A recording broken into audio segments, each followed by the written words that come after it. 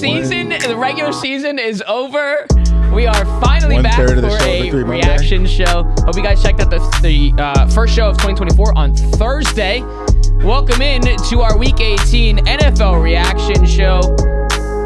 The All Day Everyday Show with All Day AJ and Manny Ruffin. It is the national championship on this Monday, January 8th. Little cold here outside Philadelphia.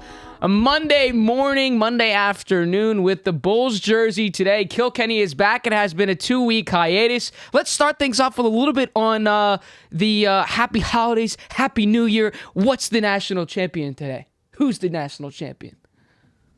Buddy, I have no idea. I have absolutely no idea. Look, I think they're two evenly matched teams. I think it's a coin flip. So if it's a coin flip, I guess you go with the team that's plus money and you take Washington. But to tell you the truth, man, I have no idea. I got no dog in the fight. I prefer Washington because as a Penn Stater, I'm like inclined to hate Michigan. But True. But it wouldn't ruin my life. It wouldn't ruin my day. I want to see a good game. I'll tell you this: the thing that I'm excited about the most is that the game's at 7:30. I didn't know what time it started, and I was checking. I was looking at my phone earlier. I feel like in the past these games have kicked off at like 9:15, and then because it's the national title game, you get a longer halftime. You get way more commercial breaks, and like every national title feels like it ends at like 1 a.m. And as someone who is now 30 and up, I'm not built for that anymore. So shout out to the networks for throwing this on at 7:30 for the old heads. We needed this one. And like shout out to Washington for real. It's probably why Pac-12 team finally getting into the fucking national championship. We gotta like change time zones and shit. Congratulations too, Alex. And the season on a high note. Week 18 Victory Monday. Yeah, Victory Monday for the boys, Kenny. Holy shit! The Giants. It's gonna be a long. Can I just say, Jalen Hurts should not have been playing in that game. I understand you guys. If Dallas loses, you guys can win. You get the division. I understand that, but if Dallas was never losing the game, number one, and then number two, you're just risking our starters. And now he got AJ Brown. Who the fuck knows what's going on with him? And then you got Hurts jamming his fingers. No need for anybody to play. That's it. I said this going into the week too. Like, yeah, if we won and Dallas lost, we would have got the 2 seed. We would have got home field advantage before winning the division. I don't even know if we would have preferred that. Like, if we went into this game and a little birdie says, "Hey, Dallas is going to collapse. Dallas is going to lose," I still was in the camp of I don't really think we want to win this game because our options would have been go on the road to play Tampa. Or play the Rams at home. And right now, I think the Rams would dog walk us. Like, as bad as the Eagles look right now, I mean, no team has a worse vibe going into the playoffs than the Eagles.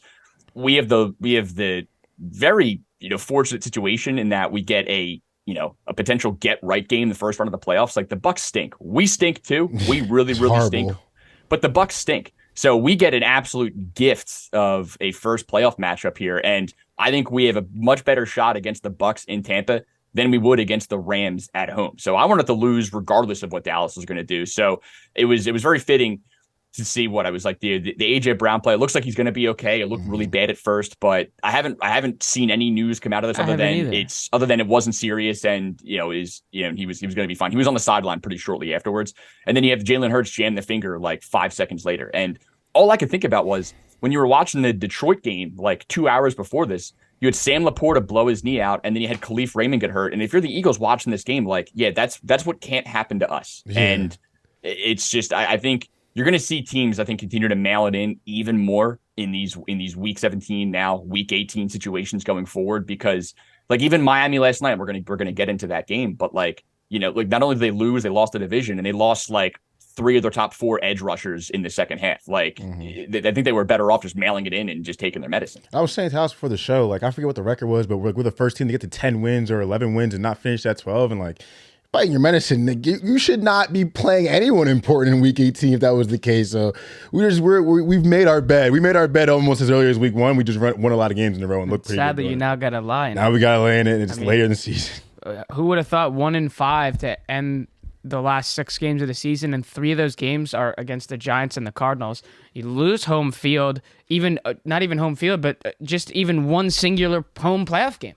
And the Eagles just thrive on that. And we're getting to an opportunity where they would have to go through the 49ers in the second round in San Francisco. I mean, I'm scared. My question, though, to you is if they find a way to lose to the Bucks, which it seems like everybody thinks that the Bucks are winning that game. I think the Eagles are going to win that game. But if they somehow lose that game, are you done with Nick Sirianni?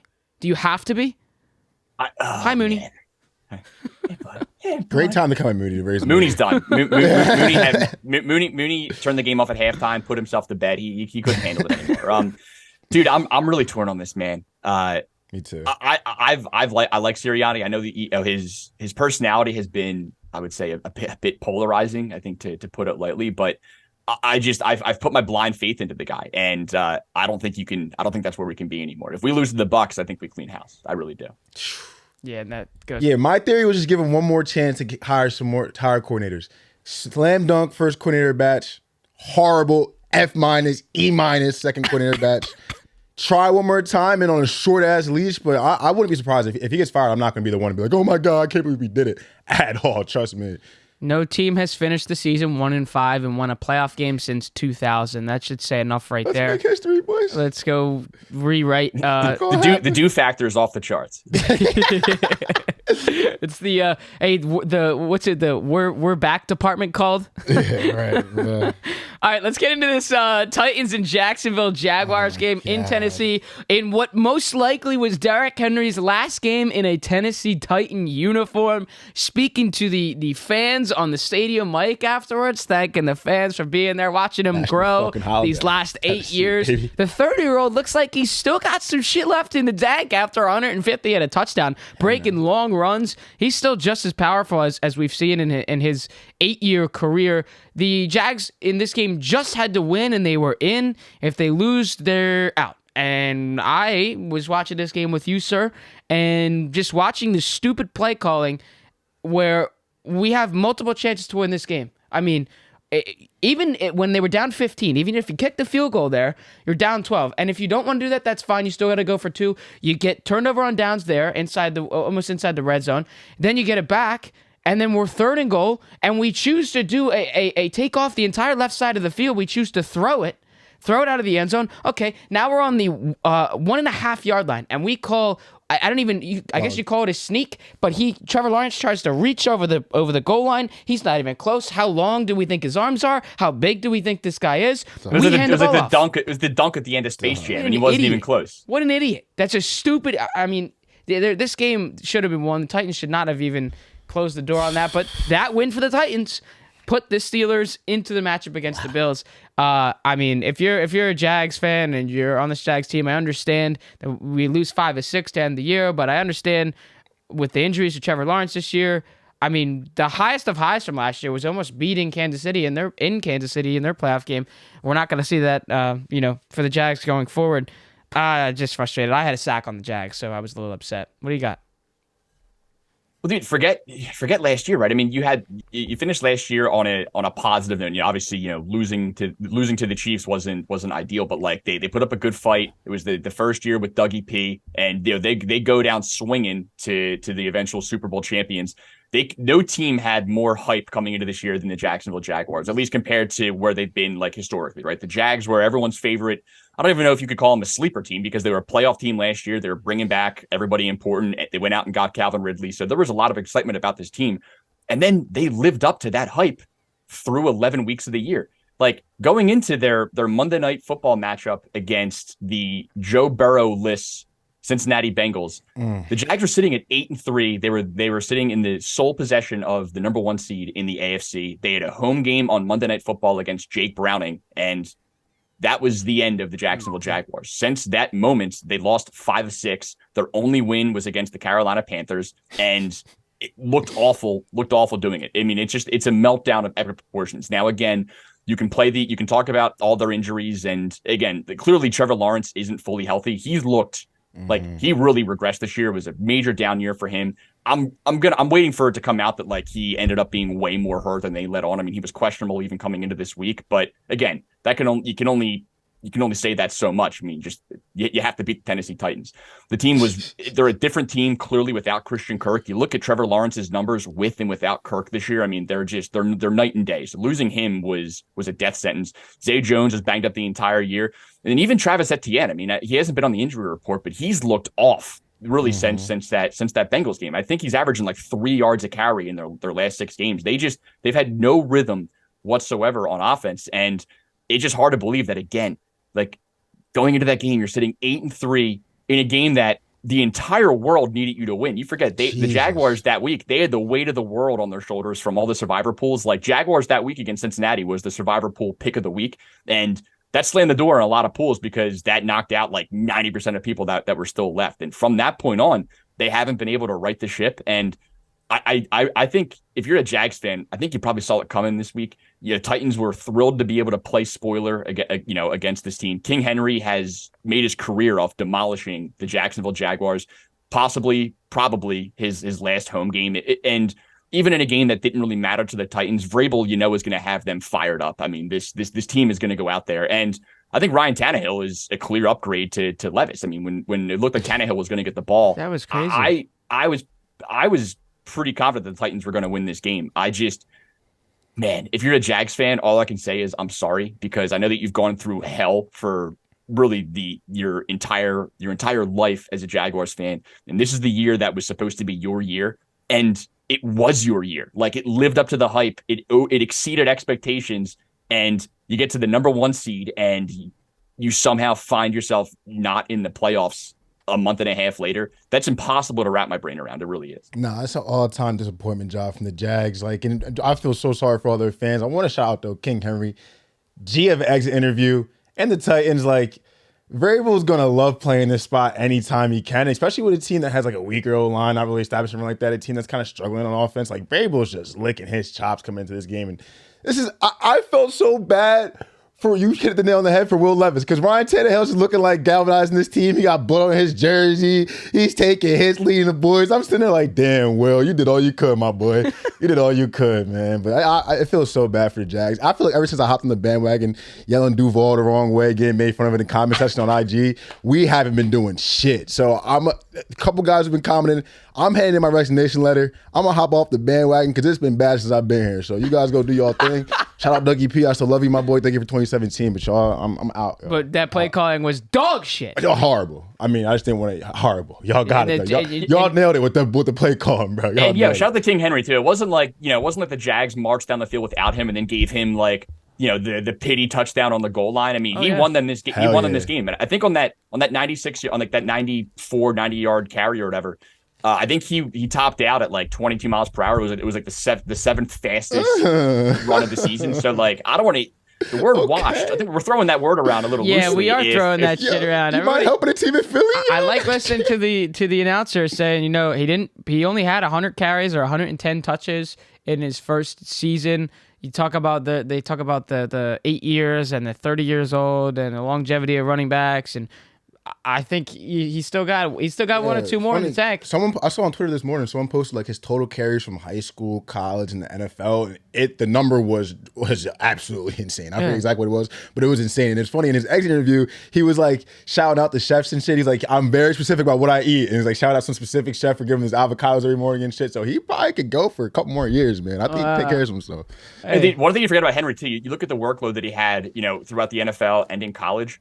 This man played like the equivalent of 4 NFL seasons in high school. I think in his senior year he had like 1,000 carries. Yeah. Dude, and they were giving him like 36 carries a game. Dude, I forget what the number was. The number was. I mean, it was like I remember watching him in his last year there, and I'm like, it's like 36, 42 carries a game, and I'm like, is he even going to be able to last in the NFL for how much usage he's getting in goddamn college? But good for him, man. Good for him. Good for the Titans and Jaguars fans. It was you woke up this morning and just remembered that you're a Jaguars fan, and you know what it feels like to be a Jaguars fan. This is it in a nutshell. It's like coming home after a vacation. You got to go to work. You got to go to work the next day. It's like the reality has just hit back for Jacksonville Jaguars. Know what fans. it is? It's that gif of the Jags fan in the stands. It's from a couple of years ago. I think it's on Thursday Night Football. They're down like 45-2, and the camera just pans to the one Jags fan just standing up, just like.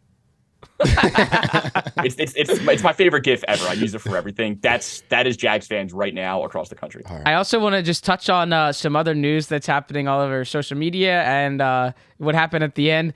of this division, another division game. The Saints kicking ass, taking care of business. 31 unanswered points in the second half, 48-17. Monster win. Gave themselves a shot to win the division, and somehow the Panthers couldn't get the job done, even still holding the Bucs to 9 and not a touchdown. Jameis Winston might be the funniest dude on the planet and in the NFL. I mean, the dude not only eats W's when he was actually playing, but he eats W's when he doesn't even have to play. I mean, he goes in there. Apparently, we're not listening to the play call. We're going to hand Jamal Williams, the guy who had 17 touchdowns last year, leading running backs, total touchdowns, gets his only touchdown of the year on the last play of the game. And now Arthur Smith is fired up. And speaking of fired up, his ass is canned, and he's out of Atlanta.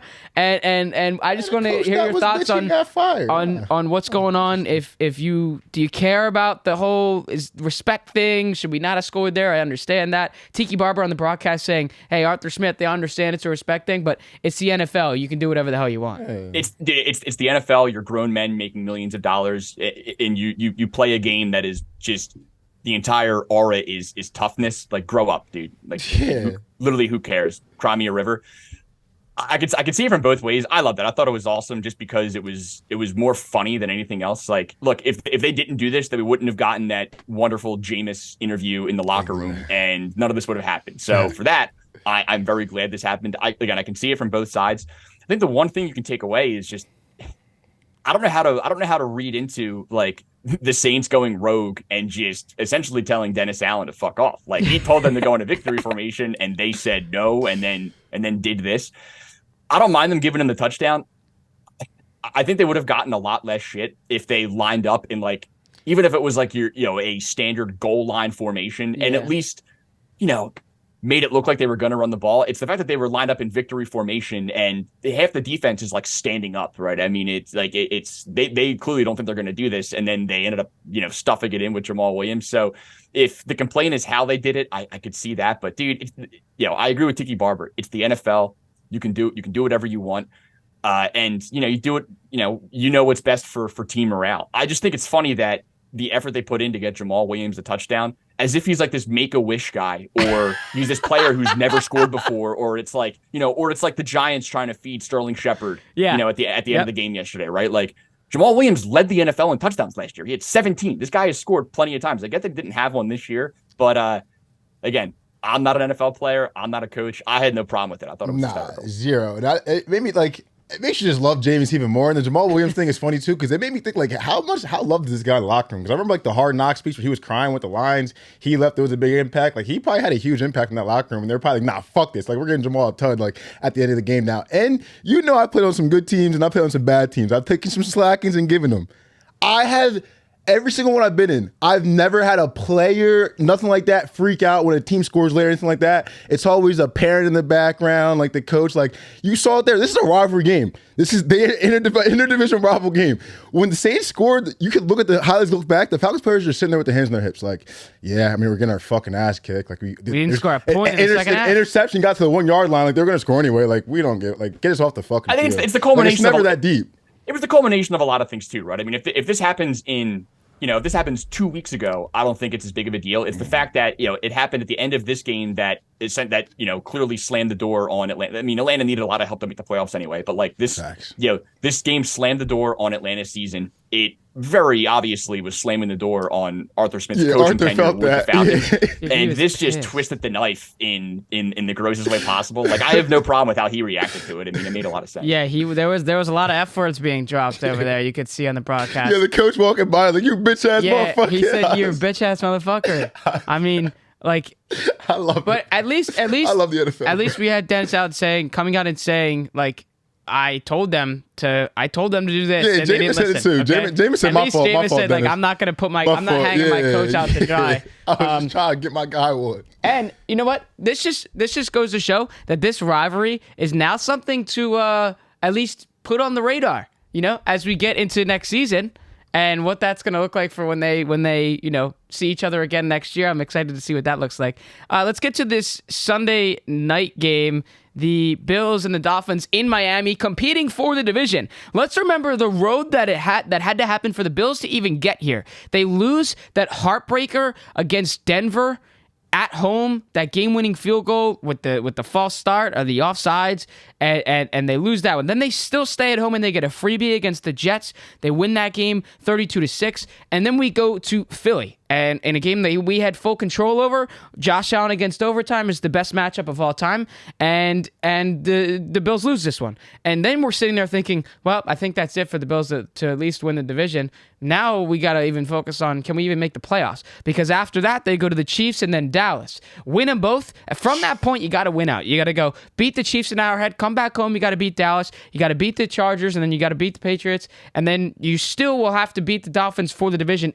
And you still will need the Dolphins to get some losses. You'll still need a lot of help to even get a shot. The fact that they got here, they were coming into this game, we didn't work all this way and go this far and work too hard to lose now. That's a good win for them, but sloppy as fuck. Josh Allen, I mean, back-to-back end zone interceptions is unreal. And if we're going to talk about heading into the playoffs with this type of mentality, but like you said, pass on the second one. First one was crazy. Fine. First one was nuts. Second one, I'll give you that one on the second one. But like you said, I like what you said. This Dolphins team looks soft. And Tyreek Hill walking off the field after that Tua interception, that's some bullshit. That's some bullshit. What do you got on this one, Kenny? You got the full Josh Allen experience in this game. Again, I think what's been fun about Week 18 is like a lot of teams like sort of played to really who they are. I mean, this was a Bills game through and through, for lack of better words. I mean, you got all ends of the spectrum here. Look, I don't really know what to make of this Bills team. If there's like, I'm trying to think here, right? If you're a Dolphins fan, going into Arrowhead sucks. I'm sure everyone's already seen the weather. It's going to be like a high of like 15 degrees in Kansas City next week. But I think like if you take the weather aside of this, like I think if you're the Dolphins, like I think I'd rather play the Chiefs than the Bills right now. Like I might be in the minority saying that, but the Chiefs look vulnerable and the Bills look like a team that is just clicking at the right time. I mean, I think similar to the Rams in the NFC. Like if you're in the AFC right now, you do not want to be facing the Buffalo Bills. Now, I don't think you want to be facing the Kansas City Chiefs either, but I think it was a lose-lose for the Dolphins here. But man, I think you said it perfectly, Manny. They're just not a tough team. You know, if they have a lead and if they're in control, they can run it down your throat and they can just play their style of football, which they were in the first half of this game. And then the second they hit a smidge of adversity, they just don't have the ability to flip that switch. I guess especially when they're as banged up as they are. I mean, Tyreek's been hurt. It seems like the last like 7 weeks. I mean, he's limping half the game. The fact that he's able to produce as much as he does is incredible. Yeah. Waddle's hurt every single game. Yeah, no Mostert this week. It's just I don't know what to make of this Dolphins team. And when it looked like they were the cheat code of the NFL, revolutionizing NFL offenses with this this speed scheme that they have, it's fitting that it might just come crashing to a halt in Kansas City wildcard weekend. Nah, you're 100% correct. And I want to give my shout out to Joe Barry. Talked about that week when it was like, we got to listen, Josh Allen is a Ferrari. I don't care if he breaks. We got to use him. Like, I think I forget how many weeks in a row or how many weeks of the last couple that he was a leading rusher, but that's been a recipe for success for them. James Cook has been incredible too, but again, it was another Josh Allen week. And I like the Chiefs-Miami matchup. It's just the Chiefs have not shown me they're a soft football team. And the Dolphins' losses, they have a couple close losses. The Chiefs one was a close loss, but they were down 21-zip in the first half. You remember, they scored 2 in the third quarter. They looked soft as fuck in that game. They played us, got out physical. I'm pretty sure we blew them the fuck out. They lost to the Ravens, got blown the fuck out. It was close until they got out physical, and then they just wilted and cried and went away. This Miami team is soft as dick.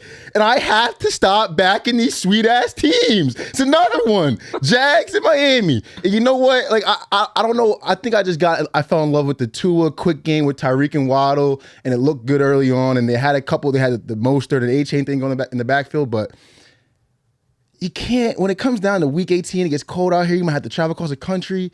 You just need a tough football team. This team is not tough. Dude, it's these Florida good weather teams get complacent, man.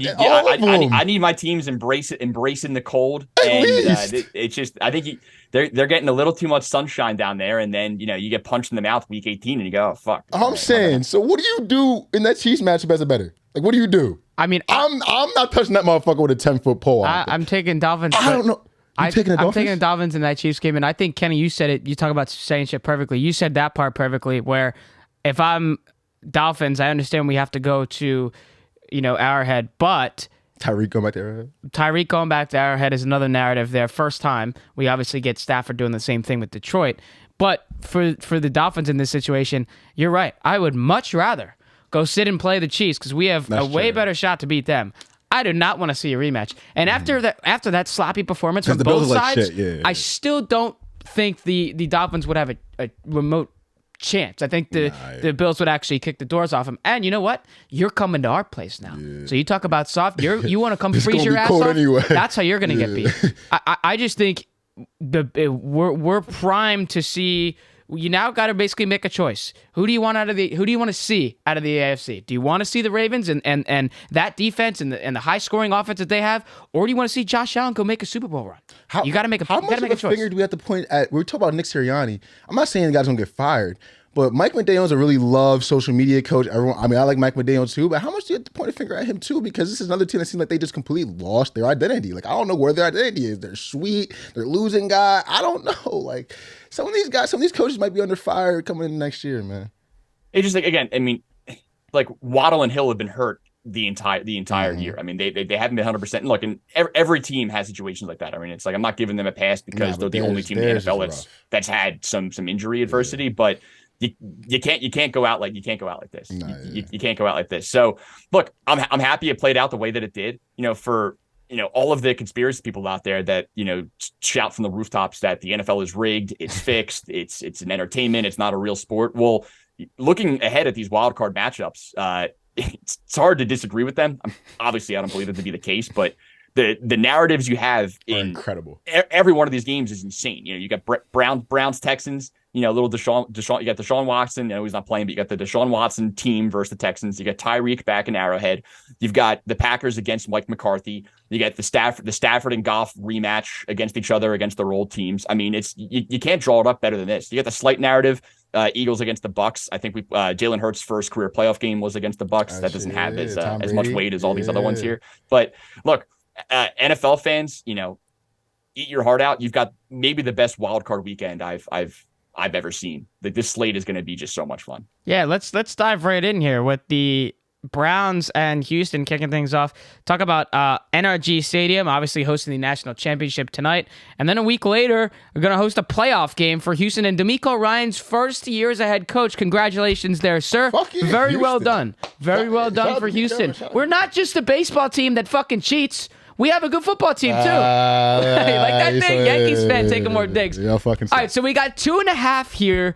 2.5 point favorites for the Joe Flacco is elite company. And this Browns defense. I really would like to see CJ Stroud, put together a playoff win here and make these fans proud. I want to read this stat here just from CJ Stroud. 3 quarterbacks in the last 50 seasons have led the NFL in passing yards per game and the passing touchdown to interception ratio in a single year. 1989, Joe Montana, that's number 1. Number 2 is 2007 Tom Brady, and number 3 is 2023 CJ Stroud. 100%. The Houston Texans have found their guy, and their guy for a long, long haul. What do you like in this game? Houston is. Answer me this really quick. If you're an NFL GM, just in a fantasy universe, okay, every single NFL player is now a free agent, and you're a GM, and you're now drafting your quarterback of the future. Like right now, how many quarterbacks do you take above CJ Stroud? I agree. 2, 3, yeah, 2, not 2, 2, maybe. Yeah, like give me Josh and Pat, and I'll take, and everyone else can fuck off. I think, like, yeah, you know what I mean. Like, it's tough too. I might be jumping the gun a little bit, but just to be able to galvanize this team in this city like this in 1 year that was just in the depths, have to give DeMeco credit too. But this is a CJ Stroud train, and he's causing that. He's going 3 for me. Don't you think that's the right answer there though, or like? It's got to be 1 or 2. It's a little controversial. I think it's 1 and 2. God, like Lamar, maybe. Lamar. Like, I no disrespect to Lamar whatsoever because I think he's fucking incredible. Like it's 2 and it's maybe 3 if you want to throw Lamar in there. I'm not taking anybody else. Like unfortunately, I'm not taking Jalen Hurts. Yeah. I'm not taking Dak. No. I'm not taking Trevor Lawrence. No. I'm not taking Justin Herbert. I'm taking CJ Stroud. Joe Burrow. It's tough. It's hard. You can argue he did the same thing, though. Besides the first year, you could argue he did the same thing. CJ doesn't have a Jamar. He doesn't have a Joe Mixon. But you could argue it's similar. And I'm not a Joe Burrow guy. He knows that. I'm not the biggest Joe Burrow guy. I can admit he's great, though. I love Joe Burrow. I am a Joe Burrow guy, and I think, man, I got a hard time taking That's tough. Well, yeah, real quick right now. Factoring in just because of injury history and really nothing more. So it's close. Real quick, as we just mentioned Joe Burrow, I do want to get this out here for your thoughts here. I don't know if you saw what Jake Browning said in his press conference after the game. Said that he believes that he's like, I don't know if there's 32 quarterbacks that are better than me. Like meaning that he should be that he's a top 32 quarterback in the league. He should be a starter, is what he's trying to say, and that's what he's getting at. And then he said after, it just so happens I play on a team with a top 5 quarterback. So that's the problem. Now it was almost a little bit of a dig because it's like I don't want to sit on the bench. I want to play. I don't think it was a backup. I agree with both of those comments. I mean, he's the backup to a top 5 quarterback, and he's definitely a top 32 He said that this should have proved that I am a top 32 quarterback and I could be a starter in the NFL. And I believe that it did. It 100% did. I think what everybody thought was happening with Josh Dobbs. I mean, the Josh Dobbs experience was very short lived. I think Jake Browning's had a little more staying power. Like, I gotta give you credit though, Kenny. You called the Josh Dobbs. You called the bluff on that. We gotta just put that out there. It was never going to be a long-term thing. Look, I don't think Browning is going to be the missing piece for a team on the way to a Super Bowl, but like I'm sure the Patriots would prefer Jake Browning as opposed to like Mac Jones or Billy Zappi. So like I don't think we're saying a whole lot there. But I agree with him wholeheartedly. He's definitely a top 32 quarterback. He could start for a lot of teams. He's somewhere between probably like 23 and 28. And, in the grand scheme of things, that's pretty damn good. Yeah. And I would just want to repeat the quote that you said about Josh Dobbs when it was the Comeback Player of the Year award. And you were like, well, what the fuck is he coming back from? So how can we be put in this high-esque of Josh Dobbs? But okay, that was real quick on that. I just wanted to get your thoughts on Jake Browning and the comments there as his season has now concluded. Okay, so the Houston Texans plus 122 in the money line here, 2.5-point underdogs. Do you like the Browns advancing here with their defense and the Joe Flacco is elite company, or does Houston with the home field and riding that CJ train like Manny likes to talk about will get them the W? I think on paper, it's very, very clear the Browns are the better team. Yep. I think the Texans can win this game. Yep. I'm not overly committing to a side here just yet, but again, I like that they get to play at home. I think if this is in Cleveland, it's a much different game. Look, the Texans defense has issues. I mean, they had trouble stopping. They could not stop Jonathan Taylor last week, and the Browns make their living. I know everyone's talking about what Flacco has done since he's come back here, but he's able to do what he does because of their unbelievable running game that they're able to just sort of build around here. They have one of the best offensive lines in football. Jerome Ford has been a godsend for them this year. They get the power of Kareem Hunt, mixing it up there. If this was in Cleveland, I think it's a different game. I think the Texans find a way to hang in here, and just because you know what, man, I'm not in a space right now where I feel like betting against CJ Stroud. Now, am I going to hammer him to win his first playoff game as an underdog? No, I think this game right now it feels like a stay away because I think it's going to be a really, really good game. I don't lean any major sides, but if you put a gun to my head, I think I would lean the Texans. No, I share the exact same sentiment. It's like the Browns to me are clearly the better team. Clearly should win. Something about fading CJ Stroud, something about fading the Texans' first playoff game in a while back home doesn't feel right to me. I'm probably going to be personally putting some coin on the Texans, but this is a toss-up for me. I'm taking the Texans, though. I'm going to have to officially take the Texans. Yeah, I want to take the Browns because of their defense, but I want to root for CJ. So it's just one of those situations. It's like me with the Natty. It's me with the Natty tonight. I want to take the Penix. That's why I took the over, Kenny. I did take the over in that game, in the chip game. Just got to root for points. I don't know who's going to win, so I just root for points. I hope it's 100 through 100. Just give us that. Yeah, because last year was done by the first quarter, and I at least want to watch the game. I try to sit there and watch the game. All right, to our Saturday night game. We just briefly touched on this a little bit. The Dolphins and the Chiefs, Tyreek Hill making his long-awaited return to Arrowhead Stadium and Kansas City as the Dolphins losing the division last night. Plus 154 underdogs, 3.5-point underdogs. I feel like just early leans here. I understand we just lost and we're soft and everyone's out here calling us fraudulent. I got to give the edge to the Dolphins because nobody on this Chiefs team is scaring me. They don't have enough weapons to compete. If you just put roster to roster up there, the Dolphins line up better, in my opinion, and I think the Dolphins can win this one. Goodbye, Pat Mahomes. I agree. I think the Dolphins can hang in this game. I think I don't know what this opened at. I know the total has gotten bet down a little bit. I mean, the weather is the story right here. People are freaking out because it's going to be cold. It's really going to depend on the wind. If it's just cold, and again, I know you look at Tua's record in the cold speaks for itself, but dude, if you've made your career betting against Patrick Mahomes, you're bankrupt, right? I mean, it is not financially responsible to bet against this guy or to count him out. He is a freakazoid. He's the best player in the NFL, and he's still the best player that I've ever seen. With that said, this Chiefs team is not the Chiefs team from last year. This offense has no rhythm. You know, they are like clearly you look at the value that, just with Eric Bieniemy, running the offense. I mean, it's an entirely different scheme this year that is just not working. The personnel is awful. They have one of the worst receiving cores that I've ever seen. You've got Travis Kelce, who clearly isn't healthy. He hasn't been healthy since the year started. He had that bone bruise going into week 1, and he just looked slow the entire year. I know everyone's talking about the Taylor Swift and the distraction narrative and all this, but at the end of the day, man, the guy's getting older. He hasn't been healthy this year. The explosiveness isn't there. And I think throughout the year, the Chiefs offense looked clunky the entire year. And every single week, people just kept expecting them to figure it out. And Mahomes is just going to Mahomes their way to blow out victories. And it hasn't happened.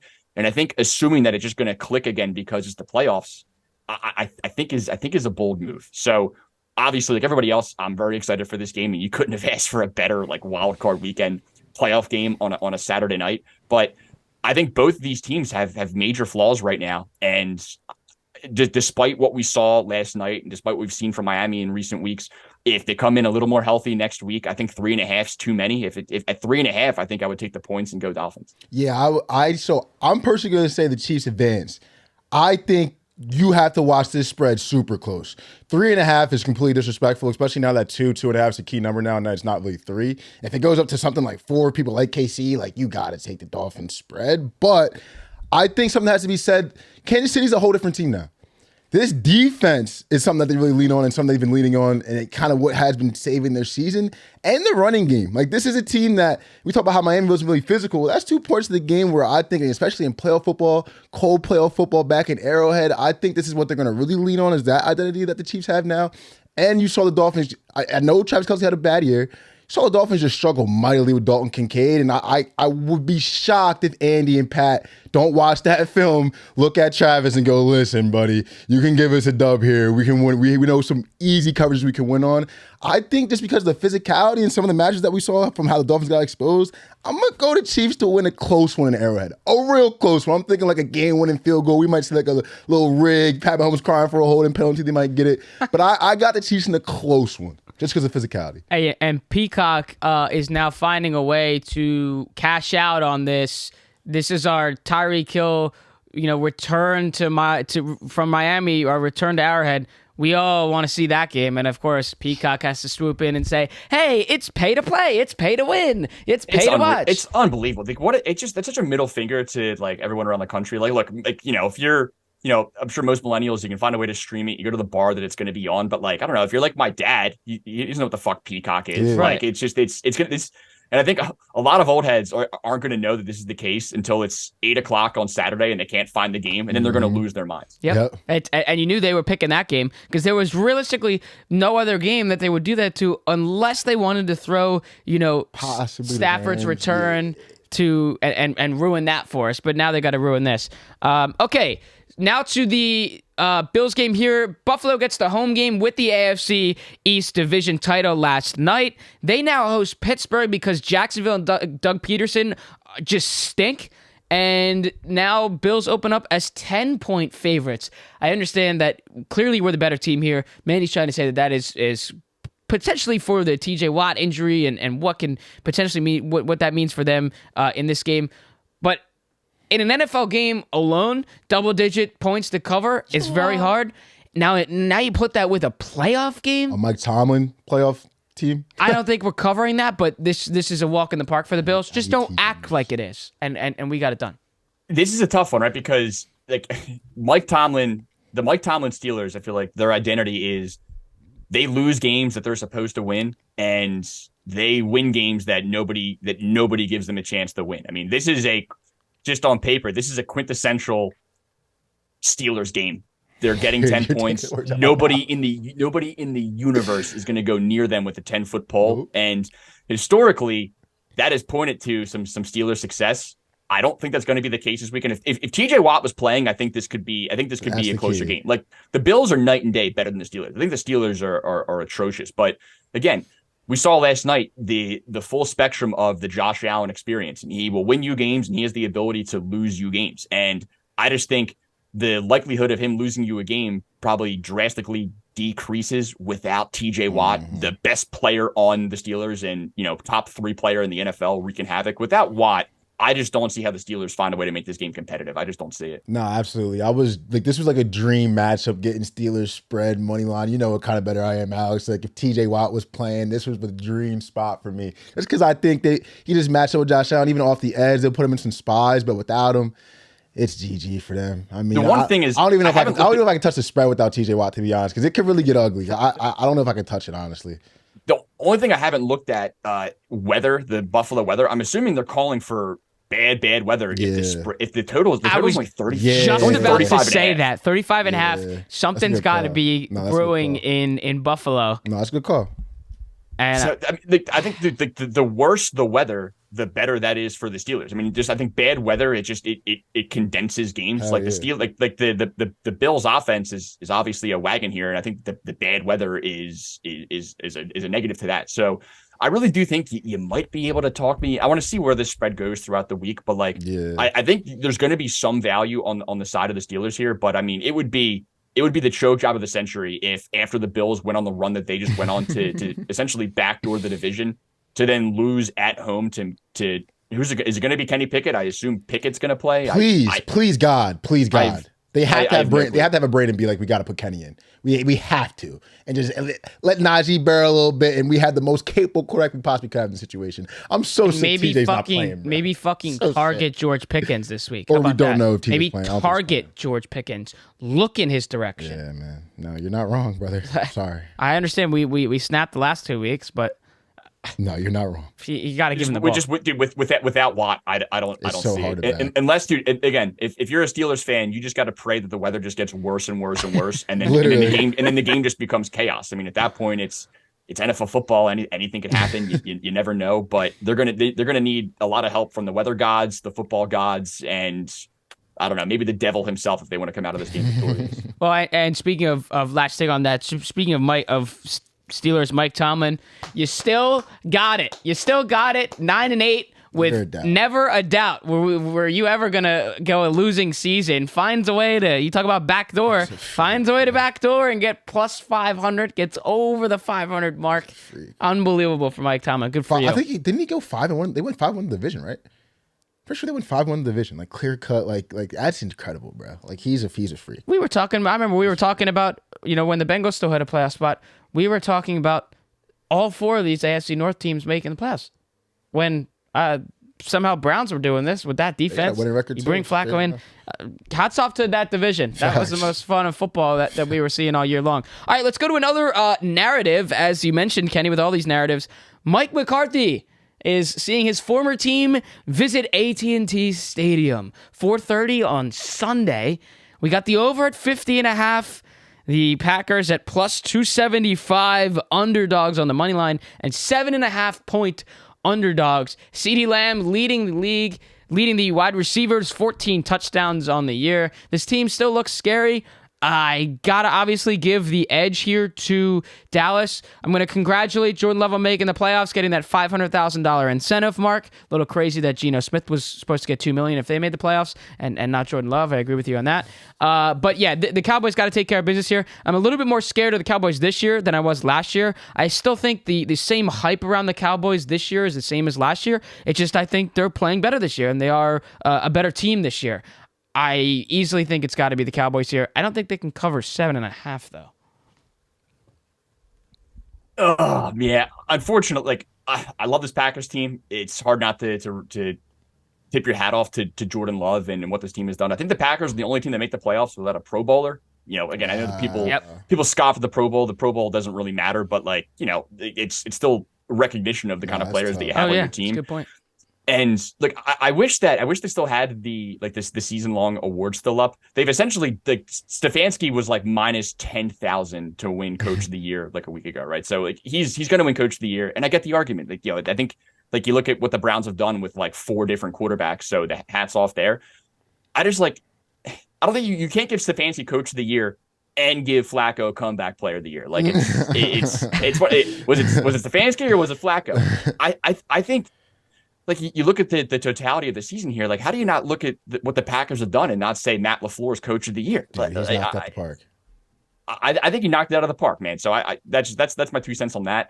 I think the Cowboys destroy the Packers. I think they win this game by 35. Wow. Okay. Completely off on no, yeah, I was gonna say because I'm making my emotional. I love Jordan Love bet on the Packers plus 7.5, but it is not a good. This is like a horrible matchup on paper. Horrible matchup for where they're going down to Jerry's World. Horrible matchup for Mike McCarthy playing his old organization. I think it means more for Mike to probably kick the shit out of the Packers than it means for LaFleur to kick the shit out of the Cowboys. And it is definitely not the dream matchup. For the Packers. Dude, I'll say this right. The Cowboys have all the pressure in the world coming into this game. That's what I like. That's what I like. Cowboys, the Cowboys have all the pressure in the world. The Packers are playing with house money. I mean, they could lose by 50, and this is still a very positive season for them. Jordan Love could go out there, lay an egg, play the worst game of his life, and if you're a Packers fan, you're still ecstatic going into next year. You're excited about your team, where you're going. You're playing with house money here. So that's the one thing I'll say that the Packers have going into this is that there's a lot more pressure on the Dallas Cowboys with, again, what they've done or haven't done in the playoffs over the last 25 years. This is clearly their best chance to win the Super Bowl of my lifetime. And again, I feel pretty good about them taking care of business this week. But I think that if you're the Packers, I think the only scenario where this is a game and you at least have a shot here, I think you have to strike first. You got to find a way to strike first and get those boo birds in Dallas starting to fly. I mean, the second that crowd gets, those butt cheeks clinch up a little bit, and you're like, oh, here we go again. Oh boy. Other than that, man, I think it's going to have to take a lot of good fortune for the Packers to find a way here. And as much as I've liked what I've seen here, the defense has a lot of issues. The Cowboys put up 30 yesterday, literally while half asleep. I mean, this offense is just a juggernaut. They're going to score 40 at will. The only way that this is an L is if they lose the turnover margin by 3. Dak throws a pick 6. And again, I think if Green Bay gets the ball first, marches down the field and scores, I'm interested. I'm interested because it's going to put Dallas on their back feet. It's going to get that crowd a little anxious, but again, I think this number's right, and I think it might even get higher. I mean, I really do think just top to bottom, the Cowboys are just so much better. Yeah, I agree. And you got 2 games to go with the, again, narrative. Detroit Lions hosting the Rams, and even though everyone's all over this is our Sunday night game, even though everyone's all over the Stafford return to Detroit type train, let's remember what Kenny said when he introduced this game. It's both quarterbacks playing against their former teams. Jared Goff playing against his former team. Let's not forget that. Huge narrative here. 3.5-point favorites are the Detroit Lions. So we see Sam Laporta go down. Dan Campbell in a meaningless game, in a meaningless time in the game. Just exactly biggest clown award, exactly what we didn't need to see. These are why we don't play in those meaningless games at the end of the year. Minus 166 on the money line are the Detroit Lions as the favorites. 51.5 is the over. I really want to see Detroit make a run here for the fan base. But the way the Rams have been playing, they're going to give them a tough route, a tough run in this game. I do think, though, with the Detroit Lions front and Aiden Hutchinson firing up the boys, we got a home playoff game, won the division for the first time since 1993. We got a lot of hype around us right now. I'm going to ride this Detroit Lions train and give Lions a W. I disagree. I'm on the Rams. Oh, well, I know why you're on the Rams. Sorry to say that. Yeah, look, I mean, I'm going to be a little biased here because I'm holding some very juicy Rams future tickets, but dude, if you're the Lions, I think the Rams are the last team that you wanted to see. Yeah, the Rams are the single hottest team, other than the Buffalo Bills, Like the Rams are the hottest team in the NFL right now. They've lost one game since Halloween, and it was in overtime, in torrential downpour, in Baltimore, in a game that they probably should have won. That's their only loss. This Rams offense is a juggernaut. I think you can make a case the Rams have the best, top to bottom, the best offense in the NFL right now. Now the defense leaves some to be desired, but you can't count them out. They got, Aaron Donald is a force to be reckoned with. Kobe Turner has been an absolute madman. Steaming up. I didn't see him listed on a single book for defensive rookie of the year, and then like a week ago they listed him, and he was like the third odds behind Jalen Carter and Will Anderson. So. Look, I think it's going to be a shootout. Again, total's 51.5. I think it could even go over that. Like, I think this is giving me that, the Rams Chiefs. Remember the Rams Chiefs game? Goff versus Mahomes a couple years ago. Yeah, that color rush game. It was like a million to a million. I think we might be getting that game Sunday night. I mean, I think this game has shootout written all over it. And I think either of these teams can compete in a shootout. A lot of it is going to depend on, what the deal with Laporta is. It's a massive loss. He's their second or third best, offensive weapon behind St. Brown and maybe Gibbs. Like this guy has been the just most reliable weapon that they have. And if he's out or banged up, like that's a massive, massive, massive loss. So I'm waiting to see what the deal is there. They're calling it, bone bruise, hyperextended knee. It sounds very, very similar to the injury Travis Kelce got right before week one. And then I think it happened on Tuesday, and Kelce ended up playing that Thursday. So my guess is Laporta is going to play, but it's not going to be 100%. I'm not betting against the Rams right now, man. Like you can't stop this offense. And if it's just a race to 40, give me the Rams. I'm on Rams money line as well, but it's mainly because this morning I took the Rams plus 5,000. Kenny, I had no idea you were on the Rams as well. I texted this motherfucker right before I placed it. I'm looking at the odds on FanDuel for Super Bowl. So I need a fun bet. I just need one. And I'm looking, I'm just tied between the Texans and the Rams. And I'm like, wait a second. These motherfuckers have been playing the playoffs since literally Thanksgiving. Their only loss, like you said, was to the Ravens in a game they should have won in torrential downpour. They have arguably, on the NFC side of things, when it comes to playoffs, quarterback I'd want the most out the NFC, arguably Stafford. Coach I want the most out the NFC, talk about experience, arguably McVay. And they found gems on defense. Let's talk about the guys we can shut down. The corners have got their young corners that they found to be gems. They have gems in the trenches. We talk about how we win football games. You want a $5, $10 ticket to have some fun. That's all I was looking at, and it makes a lot of sense. I placed that Rams ticket so fast. Now I know me and you were aligned, Kenny. I might go back and put 20 more on the Rams just to have some fucking fun. It just makes so much sense to me, and I'm down to have some fun. So I'm putting on the Rams. The only thing that pisses me off is that I took the Rams. I took the Rams to win the NFC and the Rams to win the Super Bowl. I think it was 3 weeks ago, and at the time they had they needed the win and they needed help to clinch, right? So it was looking like they were probably going to make the playoffs, but they still had to take care of business, and they were plus 7,000 to win the Super Bowl.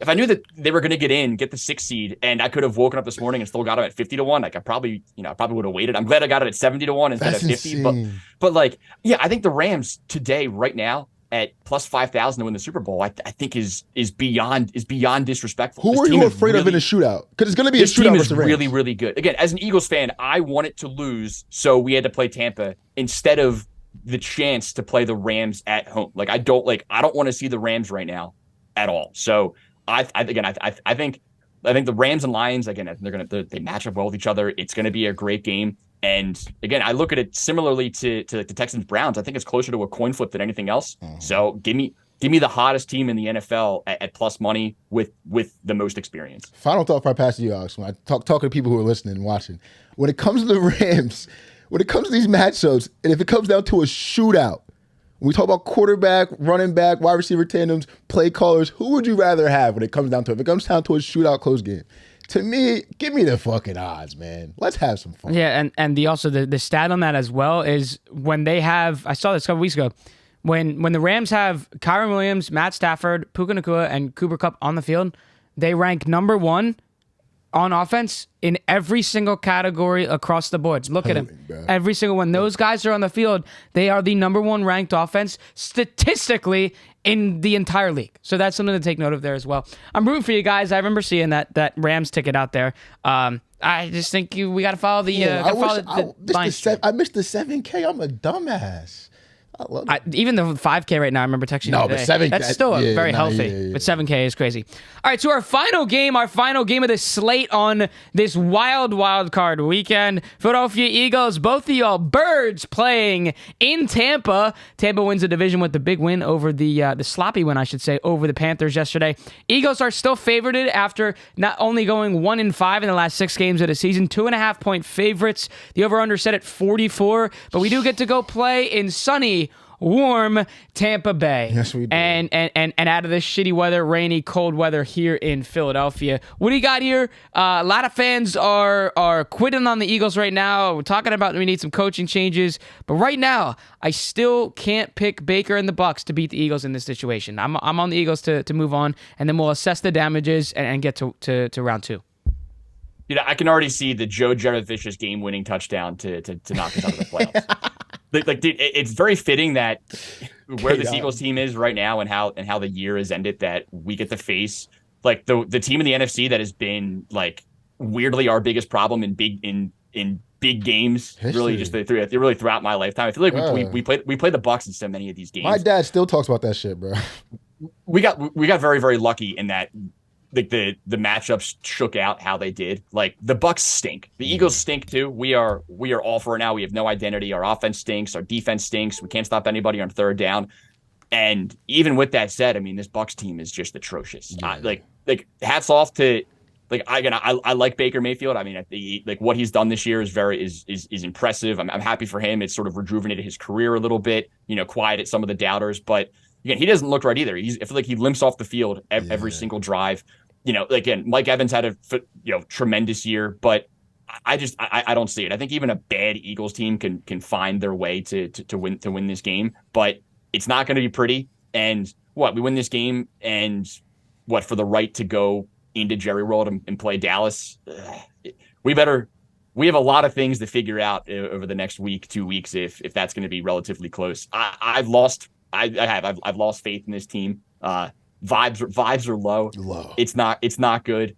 But again, we're in the unique spot that, we kind of get an opportunity to get right. And look, you don't want to have to get right in the first round of the playoffs. Like that's typically a situation that's gonna lead to disaster here. But like again, we've seen it done before. The Bucs stink. The Bucs stink. If we go out there, nothing would be like if the Eagles go out there and blow them out, which again, I don't expect that to happen, but it's in there somewhere. They're capable of doing it.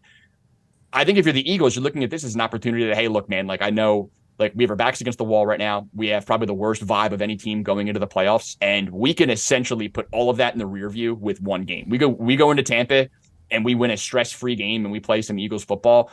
I think there will be a lot of hype on the Eagles, going into what's likely Dallas the following week. So we'll see what happens here, but I think this is a game that, like, look, I'll say this: if the Eagles lose this game, I think everybody is gone, including Sirianni. And it's crazy that that's even a possibility, given where we were like a month ago. But I don't know how the season can unfold the way that it's had, and then you still get the luckiest matchup of all time, and then you go lose to Baker Mayfield in the playoffs. Like you're out. So. A lot of pressure on the Birds here, but again, it's an opportunity for them to get right and clean the slate going forward. So we'll see what happens here, but man, I can't believe that like this is the tone of my voice on January 8th. Unbelievable.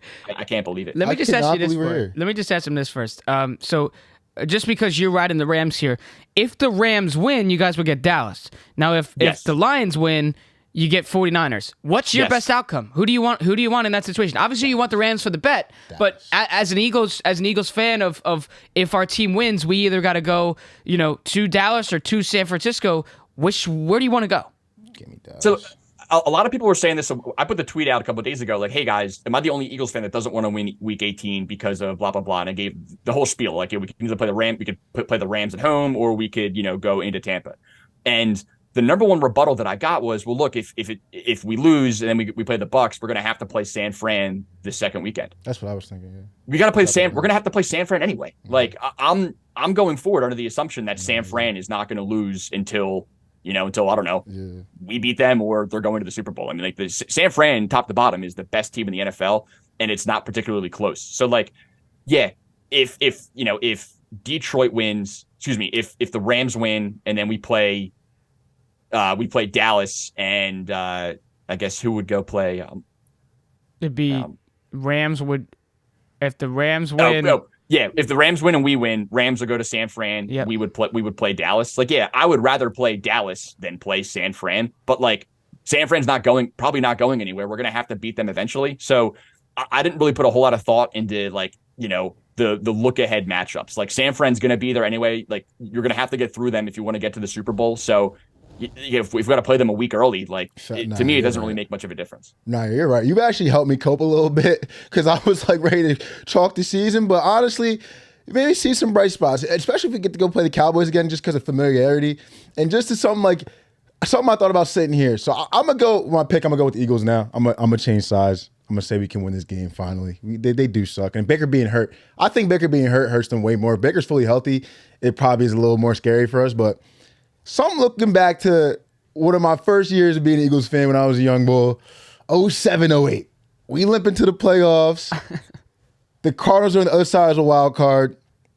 I'm seeing a similarity here. If we can win, the Rams can win. We go to Dallas. The Rams go to San Fran. Now, during that Cinderella run, Cardinals had Kurt Warner and Larry Fitzgerald, and they had one of the best playoff runs we've ever seen in the history of the playoffs. But I'm just saying, high potent offense, weapons, there's some similarities there. Cardinals and Eagles met in the NFC Championship, and that was one of my, I don't really remember the game itself of 04. I remember being at the party and losing. That was my first just gut-wrench heartbreaker. Deshaun Jackson scores a touchdown, Kurt Warner leads him down the field. We lose in the NFC Championship. We know what happens after that. I think there's a chance we can see the Cinderellas meet in the NFC Championship, and that's the only thing that's going to help me cope. Is it going to happen? No, it's not happening. That's just how I'm going to cope for the next week and a half watching the playoffs. I just hope that's the outcome we can get, because that's probably the best and I think realistic outcome for an Eagles fan you can hope for. So that's what I'm fucking hoping for. The only thing I'll say is, even if look, let's just say fantasy universe, things go great. Let's say the Eagles make a run to the Super Bowl. You can't call it a Cinderella run. No, When we were supposed to be the number one seed. We came into the year as the favorite to top 3 favorite to go back to the Super Bowl. And 4 weeks ago, it looked like that was the case. So just because you can't be a Cinderella because you collapsed and turned yourself into a Cinderella. But really, it just every single criticism against the Eagles right now is warranted. And then some, right? I mean, I don't think this is just a good team getting bad breaks, getting unlucky. I mean, this team looks awful. I just think that we're presented with a unique opportunity that we get the most cake playoff matchup that we could literally possibly get. And dude, it's a what have you done for me lately business, short-term memory. Go in there, blow them out, because even this version of the Eagles is capable of doing that. And then you march into Dallas with a clean slate, and you're back to where you were a couple of weeks ago. So I haven't really seen anything from the Eagles in the last month and a half that leads me to believe that this is going to happen. But I just think that look, back against the wall, vibes couldn't be lower. But I think this is probably the best situation a team like this could have asked for, which is again. A potential get right spot wildcard weekend. I think it's bullshit. We got to play on Monday. I don't know why we're playing on Monday. I hate that shit. What the fuck? It's our 6-1 this year. Well, why is that? I mean, that because they're putting? Yeah, they got to put the Eagles fan base on the last. Just money. I'm trying to just think of another slot. I don't know. 1 o'clock on Sunday. I don't get why you can't have Packers Cowboys at 1. Rams Lions at 4:30 or vice versa, and then give us a night game Sunday night. I mean, just we're whoever wins that game is at a slight disadvantage going into the following weekend because you have one less day of rest, and in the NFL that's massive. Yeah, so we kind of got screwed there. But you know what, man? If you didn't feel like playing on Monday, you shouldn't have lost 5 of your last 6. Yeah, and Manny was saying yesterday. He said, "Well, I bet you we're going to get that fucking Peacock game." And I'm like, that is hilarious. If you sorry-ass fans got to go watch this sorry-ass team and pay to watch that sorry-ass team to watch them on Peacock. This was a good therapy session, though. I might have talked myself into putting $15 on us doing Super Bowl. Just because if we win the first game and we go to Dallas, I'd rather have the plus. I have plus 1,400 in Dallas. If that gives you extra motivation to root for this sorry ass team right now, then whatever floats your boat. There's some Eagles fan that can relate somewhere. So hey Kenny, that's all we got you here for week 18 here. This conclusion of the NFL regular season. Hopeful to catch you for this wild playoffs that we're in. It's been a fun ride with you this NFL season. We're just heating up for these playoffs. Can't wait to see more of you. And we're over the sickness and COVID and food poisoning. We're back. Hey, you have a fantastic trip to Chicago. Enjoy that Bulls game, and we'll be sure to check out those pictures from out there. I can't wait, man. Talk to you guys next Monday. And I guess you want to do next Monday? You're going to do Tuesday after the Birds game. What's our plan next week? We'd probably do Tuesday because of what's it called? Birds game. Because of the Birds game. Yeah.